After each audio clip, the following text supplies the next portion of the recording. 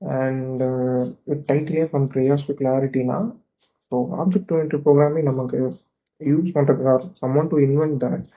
அதுக்கு முன்னாடி இருக்கிற ப்ரோக்ராமிங்கில் இருக்கிற ப்ராப்ளம்ஸ் வந்து it is a chaos. So அதனால் ஒரு கிளாரிட்டி, இந்த ஆப்ஜெக்ட் ஓரியன்டட் ப்ரோக்ராமிங் வந்து ஒரு கிளாரிட்டி வந்தது அப்படிங்கிறத டிஃபைன் பண்ணுறதுக்காக இந்த கிரேயாஸ் டு கிளாரிட்டின்னு இருக்கு. ஸோ ஒய் இது வந்து நம்ம ஒரு எக்ஸாம்பிளோட பார்க்குறப்ப வந்து இன்னுமே ஈஸியாக இருக்கும். ஃபார் எக்ஸாம்பிள் இந்த ப்ராஜெக்ட் மேனேஜ்மெண்ட் கிளாஸ், ஒரு மாடர்னான ஒரு ப்ராஜெக்ட் மேனேஜ்மெண்ட் டூல் எடுத்துக்கலாமே, ஜீரா இல்லை அஸ்யூர் இல்லை டெவாப்ஸ், இந்த மாதிரி நம்ம கண்டிப்பாக இதை யூஸ் பண்ணியிருப்போம். ஸோ அதில் எப்படின்னா ஒரு பட்டன் நம்ம கிளிக் பண்ணுவோம், ஒரு டாஸ்க் வந்து கிரியேட் ஆகும், டாஸ்க் போர்டு ஒன்று கிரியேட் ஆகும், அதுக்கப்புறம் அதில் டாஸ்க் கிரியேட் ஆகும், அதில் வந்து நம்ம டைப் பண்ணுவோம் வாட்ஸ் த டாஸ்க் டைட்டில், அதோட ப்ரியாரிட்டி என்னங்கிறதெல்லாம் செட் பண்ணுவோம். ஸோ அந்த ட்ராக் பண்ணிப்போம் அது எந்தெந்த ஸ்ப்ரிண்ட்டில் போடணும், அது என்னென்ன பேக்லாக்ஸ் கீழே போடணுங்கிறது வரைக்கும் நம்ம யூஸ் பண்ணிப்போம். ஸோ இது வந்து சிம்பிளாக இருக்குது. பட் இது வந்து இப்போ நம்ம பண்ண முடியுது. What if it is we have to create this software in the 1970s or 80s.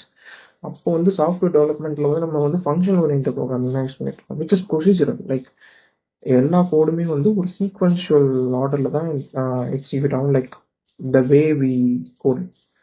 So அந்த மாதிரி இருக்கிற சமயத்தில் ஒவ்வொரு ஃபங்க்ஷனாக கேண்டிடேட் லைக் மாடியூல்ஸ் அண்ட் ஃபங்க்ஷன்ஸாக செப்பரேட் பண்ணி வச்சுருப்போம். அப்படி இருக்கிற போது வந்து நம்ம இவ்வளோ காம்ப்ளெக்ஸான ஒரு இந்த டாஸ்கே வந்து அதில் காம்ப்ளெக்ஸாக இருக்கும். அண்ட் நம்ம ஸ்லைட் சேஞ்சஸ் ஏதாச்சும் நியூ இம்ப்ளிமெண்டேஷன் இது கொண்டு வரணும்னா கூட it will take time and it will really mess up system. So அதெல்லாம் நடக்கக்கூடாதுங்கிறதுனால தான் நம்ம வந்து ஆப்ஜெக்ட் ஓரியன்டட் ப்ரோக்ராமிங்கே ஒன்று வந்தது. ஸோ ஃபார் எக்ஸாம்பிள் இந்த இதை எடுத்துக்கலாமே, இப்போ இந்த கோட்ஸ் பற்றி பார்த்தீங்கன்னா மேனேஜ் டாஸ்க்குங்கிறது ஒரு ஃபங்க்ஷன். அண்ட் இந்த ஃபங்க்ஷனுக்கான அந்த இன்புட்டை நம்ம வந்து ஒரு ஸ்ட்ரிங் கொடுப்போம், அந்த ஒரு டாஸ்க் எடுத்துக்கணும். ஸோ அந்த ஆக்ஷன் என்னங்கிறத பொறுத்து நம்ம அந்த எக்ஸிக்யூட்டே பண்ணுறோம். ஸோ இது வந்து ஒரு ஃபங்க்ஷன், அண்ட் இந்த ஃபங்க்ஷன் வந்து இந்த ப்ராசஸ் வந்து எக்ஸிக்யூட் பண்ணுது கரெக்டாக. ஸோ இது வந்து ஒர்க் ஆகும். பட் இதில் இருக்க மெயின் ப்ராப்ளம் என்னென்னா டிபெண்டன்சிஸ் அதிகமாக இருக்கும் இதில். ஸோ இதில் வந்து நம்ம புதுசாக இன்னொரு இது ஆட் பண்ணுறோம், இல்லை இருக்கிறதுல ஏதாவது ஒரு மாடிஃபிகேஷன் ஒரு அப்டேஷன் கொண்டு வரோம்னா அது மிகப்பெரிய ஒரு காம்ப்ளெக்ஸாக வரும். ஏன்னா அதோட டிபெண்டன்சிஸ் அடுத்தடுத்த ஃபங்க்ஷன்ஸ் அண்ட் அடுத்தடுத்த லைன்ஸில் இருக்கும். ஸோ இதில் கை வச்சா நம்ம இங்கே எல்லாத்துலேயுமே கை வைக்க வேண்டியதாக இருக்கும். ஸோ இது வந்து ஸ்மால் ஸ்கேல் அப்ளிகேஷன்லேருந்து business requirement 1970s or 80s business boom ஆகுறப்ப ரெக்யர்மெண்ட்ஸ் அதிகமாக வர்றப்ப அந்த ப்ராப்ளம் வந்து நமக்கு வந்தது. ஸோ இந்த ஃபிலாசபி இதுல இருந்து நம்ம இதோட இந்த நெசசிட்டி, இந்த ப்ராப்ளம்க்கான சொல்யூஷனாக வந்தது தான் OOPS. Philosophy behind the OOPS அதில் என்னன்னா, இந்த மாதிரி பிரச்சனை வர டெவலப்பர்ஸ் வந்து at some point they realised procedural ப்ரோக்ராமிங்கில் நம்மளால் ஸ்கேலிங்கை மேட்ச் பண்ண முடியல அப்படின்றத அவங்க ரியலைஸ் பண்ணுறாங்க.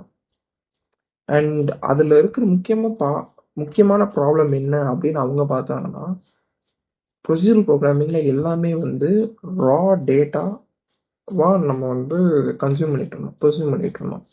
பட் ஆனால் இந்த ரியல் வேர்ல்டு நம்ம வந்து ரா டேட்டாவாக பர்சியூம் பண்ணல. இப்போ வந்து ஒரு ஃபேனாக இருக்கட்டும், லைட்டாக இருக்கட்டும், அதில் வந்து எவ்வளோ ஆம்பியர் ஃப்ளோ ஆகுது, எவ்வளோ ஓட்ஸ் கரண்ட் ஃப்ளோ ஆகுது, அந்த மாதிரி நம்ம வந்து எப்போவுமே பர்சீவ் பண்ணது. ஃபேன் சுற்றுது, லைட்டு எரியுது, ஃபேன் வந்து ஓடலை, லைட் எரியலை. ஸோ அதுக்கு என்ன சரி பண்ணணுமோ அதுக்கப்புறம் தான் அதுக்கான ப்ரொசீஜர்ஸ் போகும். ஸோ ஒவ்வொரு ஆப்ஜெக்ட்டுக்கும் நம்ம வந்து ரியல் லைஃப்பில் ஒவ்வொரு என்டிட்டிக்கும் ஒரு ஆப்ஜெக்டாக தான் நம்ம ட்ரீட் பண்ணுறோம். அண்ட் அதுக்குன்னு செட் ஆஃப் பிஹேவியர்ஸ் நம்ம வந்து செட் பண்ணி தான் ட்ரீட் பண்ணுறோம். இதுதான் ஹியூமன்ஸாக நம்ம வந்து ஒரு ப்ராப்ளத்தை வந்து பர்சீவ் பண்ணிக்கிறது. இதை தான் நம்ம வந்து ஆப்ஜெக்ட் ஓரியன்டட் ப்ரோக்ராமிங்காக கன்வெர்ட் பண்ணுறோம். எப்படி வந்து ஒரு பேர்டை வச்சு ஃப்ளைட் டிஸ்கவரிக்கு ஒரு ஹெல்ப்பாக ஒரு இன்ஸ்பிரேஷனாக இருந்ததோ, அதே மாதிரி ஆப்ஜெக்ட் ஓரியன்டட் ப்ரோக்ராமிங்க்கு வந்து ஹியூமன்ஸ் எப்படி ப்ராப்ளம்ஸை பர்சீவ் பண்ணுறாங்கிறது தான் ஒரு இன்ஸ்பிரேஷனாக இருந்திருக்கு. அப்புறம் வந்து இப்போ இந்த ப்ராஜெக்ட் மேனேஜ்மெண்ட் டாஸ்கே எடுத்துக்கிட்டாலுமே ஒரு சிம்பிளாக ஒரு டாஸ்க் எப்படி ஒரு டேட்டாவாக நம்ம ஹேண்டில் பண்ணலைங்க. ஊப்பில் வந்து அது ஒரு ஆப்ஜெக்டை நம்ம ஹேண்டில் பண்ணி அதுக்குன்னு ஒரு செட் ஆஃப் ப்ராப்பர்ட்டிஸ் கொடுக்குறோம், ஒரு பிஹேவியர்ஸ் கொடுக்குறோம். அப்புறம் வந்து so this is what the ஊப் is contributing to the software development.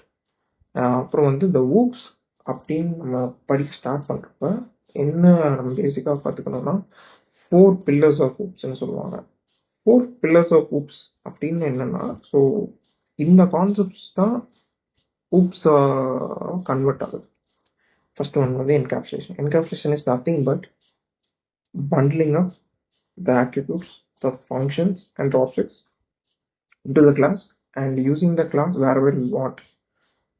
இதுதான் encapsulation. Simple, as simple as that. இதுக்கப்புறம் இன்ஹெரிட்டன்ஸ் என்னன்னா, இன்ஸ்ட் ஆஃப் லைக் ஒரு கிளாஸை ஒரு பேஸ் கிளாஸ் கிரியேட் பண்ணி அதை நமக்கு எங்கெல்லாம் சப் கிளாஸஸ்ல அதோட தேவை இருக்கோ அதெல்லாம் இன்ஹெரிட் பண்ணிக்குவோம். அதுதான் இன்ஹெரிட்டன்ஸ். இது வந்து பேசிக்கான ஒரு டெஃபினேஷன் தான். பட் ஆனால் அது வந்து நீங்கள் ஸ்டடி பண்ண உங்களுக்கு இது இன்ட்ரெஸ்டிங்காக இருக்கும். பட் இதுதான் அதோட ஓவரால் கான்செப்ட். பாலிமார்பிசம் லைக் ஒரு மெத்தடுக்கு பல இம்ப்ளிமெண்டேஷன் கொடுக்கறது பாலிமார்பிசம். லைக் ஒரு கிளாஸ்ல ஒரு மெத்தட் இருக்கும், அதையே நம்ம வந்து அடுத்த கிளாஸ்ல இன்க்ரீட் பண்றப்போ அதை ஓவர் ரைட் பண்ணி அதுக்கு வேற ஒரு இம்ப்ளிமெண்டேஷன் கொடுக்கலாம். இது வந்து பாலிமார்பிசமோட ஒரு டெஃபினேஷனாக இருக்கு. அப்ஸ்ட்ராக்ஷன் என்னன்னா, வெறும் ஹை லெவல் டேட்டாவை மட்டும் காமிக்கிறது தான் அப்ஸ்ட்ராக்ஷன். ஓவர் எக்ஸ்போஸ் பண்ணாம ஒரு இன்டர்ஃபேஸ் எடுத்துக்கிட்டோம்னா அது ஒரு அப்ஸ்ட்ராக்ஷன். அதுல வந்து மெத்தட் டிக்ளரேஷன்லாம் இருக்காது. அதுல இருக்கிறது வந்து ஒரு அந்த மெத்தடோட சிக்னேச்சர்ஸ் மட்டும் இருக்கும். எதனால இந்த what's the exact business requirement that அப்படின்னா, இதை வந்து நம்ம ஒன்றும் சும்மா ஒரு அகாடமிக் எக்ஸ்பெரிமெண்ட்டுக்காகவோ இல்லை ஒரு ரிசர்ச் பர்பஸ்க்காகவோ பண்ணலாம். இது வந்து ஒரு ப்ராப்ளம், சஸ்டெயின்டு ப்ராப்ளம். லைக் ரொம்ப நாளாக இண்டஸ்ட்ரியில் அந்த ப்ராப்ளம் இருந்திருக்கு. அதுக்கு ஒவ்வொருத்தராக ஒவ்வொரு சொல்யூஷனாக கான்ட்ரிபியூட் பண்ணிருக்காங்க. லைக் லெட்ஸ் இப்போ என்கேப்சுலேஷன் ஒருத்தவங்க கான்ட்ரிபியூட் பண்ணியிருக்காங்க, பாலிமார்பிசம் ஒருத்தவங்க கான்ட்ரிபியூட் பண்ணுறாங்க. இந்த மாதிரி ஒவ்வொரு கான்செப்டாக கான்ட்ரிபியூட் பண்ணி அது வந்து ஒரு ஸ்ட்ரக்சர் வந்து கடைசி அதுக்கு ஒரு ஸ்ட்ரக்சர் ஃபார்ம் ஆகுது. அதுதான் ஊப்ஸ்னு ஒரு ஸ்ட்ரக்சரை ஃபார்ம் பண்ணுறோம். அதை வந்து அப்படி அதை வந்து ஒரு அந்த செட் ஸ்ட்ரக்சரை நம்ம அப்ளை பண்ணி பார்க்குறப்ப அது வந்து இப்போ ஃபங்க்ஷனல் ப்ரோக்ராமிங்கில் இருக்கிற மெஜாரிட்டி ஆஃப் த ப்ராப்ளம்ஸை அது வந்து சால்வ் பண்ணுது. ஸோ இது சால்வ் பண்ணுதுங்கிறப்போ எல்லாரும் இதை யூஸ் பண்ணுறாங்க. ஸோ வந்து அது வந்து ஃபேமஸ் ஆகுது, அது வந்து ஒரு ஸ்டாண்டர்ட் ப்ராக்டிஸ் ஆகுது. இதுதான் வந்து ஊப்ஸோட ஒரு எப்படி சொல்ல ஒரு brief history or brief fact அப்படின்னு சொல்லிக்கலாம். இப்போ வந்து கடைசியாக நம்ம என்ன பார்க்க போறோம்னா, சப்போஸ் இப்போ இந்த ஊப்புங்கிற ஒரு கான்செப்ட் இன்வென்ட் ஆகலை அப்படின்னா இப்போ எப்படி இருந்திருக்கும் அப்படின்னா, இப்போ நம்ம ஒரு மாடர்ன் இதே ப்ராஜெக்ட் மேனேஜ்மெண்ட் டூலை நம்ம இப்போ வந்து டெவலப் பண்ணியிருந்தோம்னா, ஆப்ஜெக்ட்ஸில் ஒர்க் பண்ணுறது பதில் எல்லா ஃபீச்சருமே வந்து நமக்கு ஒரு ப்ரொசீஜராக இருந்திருக்கும். ஸோ செட் ஃபங்க்ஷன்ஸாக இருந்திருக்கும். இப்போ ஒரு பக்கை நம்ம ஃபிக்ஸ் பண்ணோம்னா அது எங்கெல்லாம் அடி வாங்குதோ அங்கெல்லாம் போய் ஃபிக்ஸ் பண்ணணும். அது ட்ராக் பண்ணுறதுக்குள்ள முடிஞ்சுதுடும். இதுதான் நம்ம இப்போ ஃபேஸ் பண்ணுறோம். ஸோ ஓப் இல்லாமல் நம்மளால ஓப் இருக்கிறதுனால நமக்கு இப்போ சாஃப்ட்வேர் டெவலப்மெண்ட் கொஞ்சம் ஈஸியாக இருக்குது. ஆனால் இதுதான் அல்டிமேட் சொல்யூஷனான்னு கேட்டாலும் இல்லை. இதுக்கப்புறம் நிறைய சொல்யூஷன் வந்துருக்கு. சர்வீஸ் பேஸ்ட் ஆர்கிடெக்சர் வந்திருக்கு, சர்வீஸ் ஓரியன்டட் ஆர்கிடெக்சர் வந்திருக்கு. இப்போ நம்ம யூஸ் பண்ணுற மைக்ரோ சர்வீசஸ் வந்து இதோட எவல்யூஷன் தான். அதுக்கப்புறம் ஈவெண்ட் ட்ரிவன் ஆர்கிடெக்சர், அதுவும் இதோட எவல்யூஷன் தான். ஸோ இந்த மாதிரி ஊப்லேருந்து நிறைய எவல்யூஷன் வந்துட்டே இருக்கு. என்னன்னா ஒவ்வொரு இதுலையும் நம்ம ஒரு ப்ராப்ளம் ஃபேஸ் பண்ணுறோம். அந்த ப்ராப்ளம்க்கான சொல்யூஷன் அது சஸ்டெயின்ட் ஆகிட்டே இருந்திருக்கிற ப்ராப்ளம், அதுக்கான சொல்யூஷனாக நிறைய பேர் நிறைய விஷயங்கள் கான்ட்ரிபியூட் பண்ணாங்க. At certain period of time அது வந்து ஒரு ஸ்ட்ரக்சர் ஃபார்ம் ஆகுது. அதுக்கு அது வந்து ஒரு பேரடிமா வந்து நம்ம எஸ்டாப்ளிஷ் ஆகுது. அது வந்து நிறைய பேர் ஃபாலோ பண்ண ஸ்டார்ட் பண்ணுறாங்க. ஸோ இப்படி தான் இந்த எவல்யூஷன் நடந்துட்டு இருக்கு. இப்போ இதில் இந்த வீடியோ என் பண்ணுறப்போ ஒரு கொஸ்டினோட என் பண்ணோம்னா, வை வாஸ் ஊப் கிரியேட்டடுங்கிறத விட நம்ம என்ன கேட்கணும்னா, வாட் கம்ஸ் ஆஃப்டர் ஊப். அதுதான் இப்போ என்ன ப்ராப்ளம் இருக்கு. இப்போ நம்ம வந்து event driven communication, event driven architecture ஒரு மைக்ரோ சர்வீசஸ் ஆர்கிடெக்சரில் இருக்கோம் அப்படின்னா இதில் என்ன ப்ராப்ளம் நம்ம ஃபேஸ் பண்ணுறோம், அண்ட் இது சஸ்டெயின் ஆக போகுதா இல்லை இதுக்கான சொல்யூஷன் நம்மளே கொடுக்க போகிறோமா, அப்படி சஸ்டெயின் ஆச்சுன்னா அதுக்கப்புறம் என்ன ஒரு பேராடைம் உருவாக போகுது. So you should always look forward to the future. And this is my first first article. I hope it is helpful for someone. And thank you for watching. Thanks.